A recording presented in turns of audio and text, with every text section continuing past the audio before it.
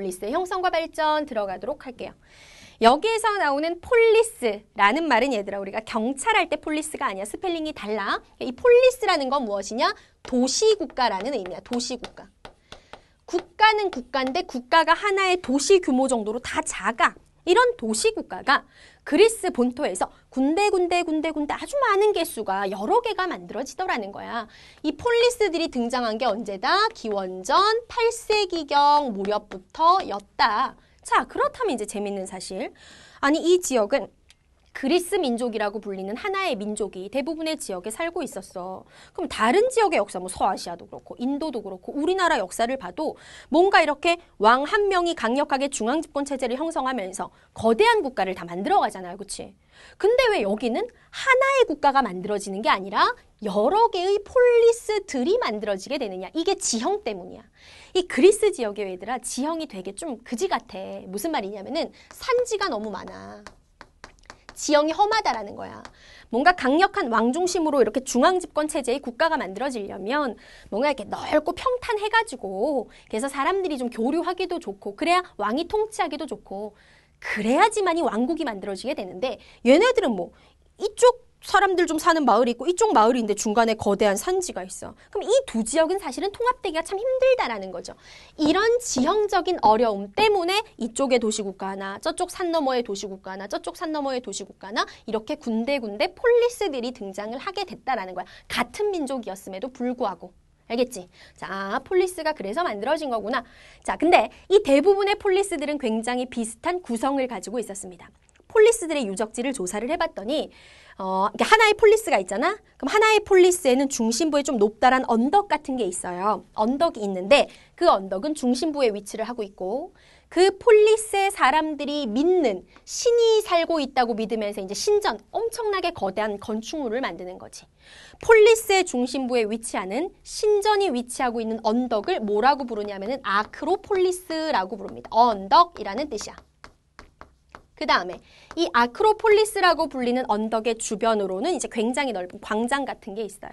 이 광장이 이제 뭐냐? 사람들의 생활의 장소지. 때로는 시장이 열리기도 하고 사람들이 모여서 뭐 의논할 게 있으면 뭐 많이 모여가지고 의논을 하기도 하고 이렇게 시민들의 공공생활 장소가 되는 광장이 있었는데 그 광장을 아고라라고 부릅니다. 대부분의 폴리스는 아크로폴리스와 아고라의 형태로 구성이 되어 있었다. 자, 그런데 그리스 땅에 나타났던 이 폴리스들은 공통적인 특징이 있어. 무슨 특징이 있느냐? 말했지. 얘네들은 같은 민족이야. 서로 실어가지고 도시국가를 따로 만든 게 아니야. 지형 때문에 그랬었잖아요. 그러다 보니 얘네들은 공통의 언어를 사용해요. 서로 다른 폴리스라 할지라도 언어가 같았다라는 거야. 말이 서로 통해. 그 다음에 정치적으로는 이렇게 여러 개의 나라로 분열이 되어 있었지만 사실은 우리는 한민족이야. 하나의 세력이야 라는 유대감을 계속 이어가기 위해서 4년마다 한 번씩 각 폴리스의 사람들이 모여가지고 올림피아 제전을 개최합니다. 이 올림피아 제전이 지금의 올림픽의 기원이 된 거잖아요. 아, 유대감을 형성하기 위해서 이런 체육대회를 했었구나. 라는 거 알면 돼. 자, 지금까지 배운 게 도시국가 폴리스에 대한 얘기였고요. 대표적인 폴리스가 이제 뭐가 있었느냐. 뭐 델피라는 폴리스도 있었고, 테베도 있었고. 여러분 마라톤이라고 들어봤지? 우리 마라톤 달리기? 그 마라톤이 도시 이름이야. 마라톤이라는 폴리스도 있었고 되게 많았는데 그중에 제일 잘 나가는 폴리스가 바로 아테네 그리고 스파르타였습니다. 자, 그렇다면 아테네와 스파르타, 얘네들은 도대체 어떤 폴리스였는가 한번 들어가 보도록 할게. 아테네 하면 가장 유명한 게 뭐야? 민주정치가 발달했다는 거야. 다른 폴리스들은 아니고 독특하게도 아테네에서만 민주정치가 발달을 하게 됩니다. 평민들의 권한이 점점점 커지면서 평민들이 정치에 참여시켜달라는 목소리가 커지고 그러면서 민주정치가 발달을 해가기 시작한 거지. 원래 아테네도 처음부터 민주정치가 발달했던 건 아니야. 귀족 중심으로 정치가 이루어졌는데 이제 평민들의 목소리가 커져. 그러면서 정치인들 사이에서 이거 평민들이 자꾸 정치에 참여시켜달라 그러는데 얘네를 어떻게 참여시키지? 한꺼번에 다 참여시킬 수도 없고 그러면서 등장한 아이디어가 있었어요. 그 아이디어를 낸 사람이 바로 솔론이라고 하는 사람이었어. 솔론이 무슨 아이디어를 냈느냐? 평민들을 정치에 참여시켜주자. 근데 평민들을 한꺼번에 다 정치를 하게 해줄 수는 없어. 그래서 재산에 따라서 나누자.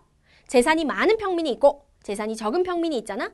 재산을 가진 정도에 따라서 평민들에게 정치에 참여할 수 있는 권한을 부여를 하는 거야. 재산에 따른 평민의 정치 참여를 허용을 하기 시작한다. 우리가 지금 생각하기에는 와 이건 뭐 돈 가지고 사람 차별하는 것도 아니고 이런 생각이 들지만 사실은 민주정치로 발전해가는 1단계였던 거지. 전에는 평민이 정치에 참여 못했는데 이제는 재산이 있으면 어쨌든 참여할 수 있으니까 이게 이제 솔론의 아이디어였고 시간이 지나면서 평민들의 참여 기회는 더욱더 확대됩니다. 자, 클레이스테네스라고 하는 정치가가 있었어요. 요 사람 때 와가지고는 어떻게 기회가 확대되냐면 재산 기준을 폐지해버리죠. 야, 재산에 따라서 정치에 평민들을 참여시켜준다라는 거 이거 차별 아니냐. 재산이 많든 재산이 적든 평민들이 다 정치에 참여할 수 있게 허용을 해주자. 이게 클레이스테네스 때 와서 생긴 제도였습니다. 자, 그렇게 민주정치가 점점점 발달을 해가더니 완전히 아테네 민주정치 황금기, 전성기. 그때가 이제 페리클레스 시대야. 페리클레스라고 하는 정치가가 있었는데 이 사람은 이 아테네 민주정치를 어디까지 발달을 시키냐면요. 먼저 첫 번째, 관리를 추첨을 합니다. 잘 봐야 돼. 추천이 아니야. 추첨. 수많은 그 아테네의 사람들, 남자들이 이렇게 모여서 정치를 해. 중요한 일을 결정해. 그러면 회의는 뭘 할지, 회의는 누가 이끌어 가야 될지 관리가 필요하긴 필요하잖아. 그럼 그 관리는 귀족이 하는 거냐? 돈 많은 사람이 하는 거냐? 그게 아니라 추첨, 제비뽑기를 하는 거야. 100명의 시민이 모여 있어. 제비뽑기를 하면 누구나 다 될 수 있는 가능성이 있는 거잖아. 정말 평등한 거죠. 관리를 추첨을 했고 정말 대단한 게 또 하나 있습니다. 그게 바로 뭐냐? 야, 정치에 참여하고 싶어도 회의에 참여하고 싶어도 경제적으로 어려워서 정치에 참여할 수 없는 시민들이 있잖아. 그 사람들한테는요. 아테네 정부에서 돈을 줍니다. 아테네에서. 돈을 줘요. 수당을 지급해 가면서까지 정치에 참여할 수 있게 해줬어. 수당 지급, 수당제. 그 정도로 민주정치가 발전을 했었다. 자, 발달 과정 정리했죠. 그렇다면 아테네 민주정치 한마디로 한번 정리를 해보도록 하겠습니다. 민주정치가 제대로 운영되기 위해서 얘들아 가장 중요한 게 뭐냐면 절대로 독재를 할 가능성이 있는 사람이 등장해서는 안 된다라는 거야. 그럼 독재자를 어떻게 방지할 수 있을까? 누군가의 마음속에는 독재를 하고 싶은 그런 게 있을 수도 있잖아. 그치?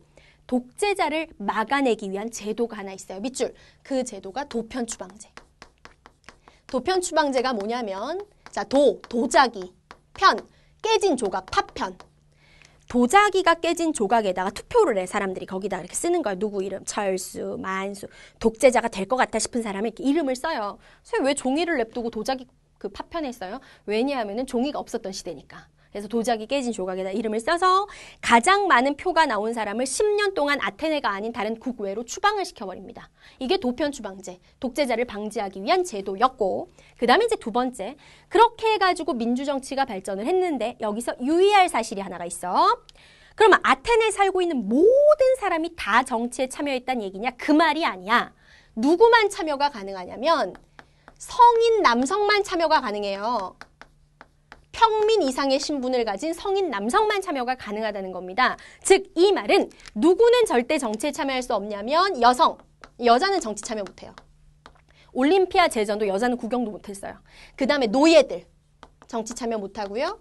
그 다음에 이제 주변 지역하고 교류를 많이 하다 보니까 원래 그리스 민족이 아닌, 그러니까 아테네 민족이 아닌 외국인들이 또 들어와서 살았는데 이들은 정치 참여를 못합니다. 이들을 제외한 평민 이상의 성인 남성들만 정치에 참여할 수 있었다.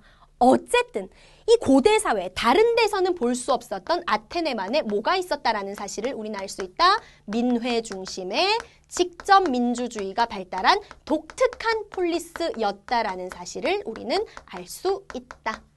민회는 뭐 별말 아니야 얘들아. 그러니까 백성들이 모여서 회의를 하는 걸 민회라고 얘기해. 직접 민주주의가 발달했다. 자, 아테네 이야기 정리 끝났습니다. 이번에는 아테네만큼이나 잘 나갔지만 전혀 다른 특징을 가지고 있는 하나의 폴리스 스파르타 한번 보도록 할게요. 이 스파르타는 어떤 애들이 만든 나라냐면은 이 스파르타가 아까 앞에서 나왔었지. 미케네 문명을 파괴한 게 철기를 가지고 들어온 도리아인이라 그랬잖아. 그 도리아인들이 그리스 본토로 내려와서 만든 폴리스가 바로 스파르타야. 그러다 보니까 얘네들은 도리아인이 만들었어. 도리아인들만 시민의 자격이 부여가 돼. 근데 이 스파르타의 인구 구성을 봤더니 전체 인구의 한 60%에서 70%가 노예야. 그 다음에 전체에서 한 20% 이상이 다른 지역에서 온 외부인들, 외국인이야. 시민의 자격을 갖는 도리아인들의 숫자는 한 2%인가 1%, 그 정도밖에 안 돼요. 자, 그렇다면 1%에서 2%밖에 안 되는 도리아인이 나머지 90몇 %를 거느려야 되잖아. 그러려면 그냥 막 아테네처럼 민주적으로 이렇게 해서는 안 되는 거야. 강력한 카리스마로 다스려야 했기 때문에 스파르타는 뭐가 유명하다? 밑줄. 강력한 군사 통치가 유명하다. 물론 스파르타도 민회의 시민들이 모여서 국가의 중요한 일을 결정하긴 했지만 그 시민은 전체의 몇 %밖에 안 된다고? 2%도 안 돼. 그걸 우리가 민주정치라고 할 수 있어? 없잖아. 그래서 스파르타는 민주정치가 아닌 거야. 알겠지? 강력한 군사통치 요것만 알고 계시면 돼요. 자, 그렇다면 방금 말했던 아테네와 스파르타를 비롯한 수많은 폴리스로 구성된 이 그리스 세계, 도대체 폴리스들은 왜 시간이 지나면서 쇠퇴해가는가? 편이 갈라져서 그래. 편이 갈라져서 대박 박 터지게 전쟁을 한번 합니다. 그 전쟁이 바로 뭐냐? 밑줄. 펠로폰네소스 전쟁이야. 자, 이 전쟁이 뭔지 알려줄게. 우리 앞에서 서아시아 배울 때 그리스 세계하고 페르시아하고 전쟁했다. 그걸 페르시아 전쟁이라고 한다. 이거 기억나지? 페르시아 전쟁인데 그 페르시아 전쟁에서 그리스 세계가 이겼어. 이 수많은 폴리스들이 동맹 체계를 만들어서 페르시아랑 싸운 거야. 근데 그리스 세계가 이겼단 말이야. 그때 이 그리스에 있는 폴리스들이 되게 발달을 했어. 근데 유독 눈에 띄게 발달한 게 바로 폴리스 중에 아테네였단 말이야. 그래서 결국은 전쟁에서 이겨서 되게 좋긴 한데 아테네가 너무 혼자 막 치고 나가니까 아테네를 시기 질투하는 다른 폴리스들이 등장을 합니다. 그러면서 이 그리스 세계가 편이 두 개로 갈라져. 아테네랑 같이 편먹는 동맹체제, 얘네들을 델로스 동맹이라고 하고 스파르타 쪽, 그러니까 아테네에 약간 뒷담화 까면서 스파르타 쪽으로 뭉치는 폴리스들이 생겨. 얘네들을 펠로폰네소스 동맹이라고 해. 즉 여기서 말하는 펠로폰네소스 전쟁은 아테네 편과 스파르타 편과 그리스의 폴리스들이 편이 갈라져서 지들끼리 박터지게 싸운 전쟁이고요. 이 전쟁을 하면서 결국은 서로 제살 깎아먹기잖아요. 폴리스들이 다 같이 쇠퇴를 하기 시작하는 거야. 무너지고 하더니 결국은 누구한테 멸망당하느냐? 이 그리스 세계의 위쪽에서 만들어진 국가 마케도니아라는 나라에 의해서 이 모든 폴리스들은 다 역사 속으로 사라지게 됩니다. 아시겠죠? 자, 그럼 정리.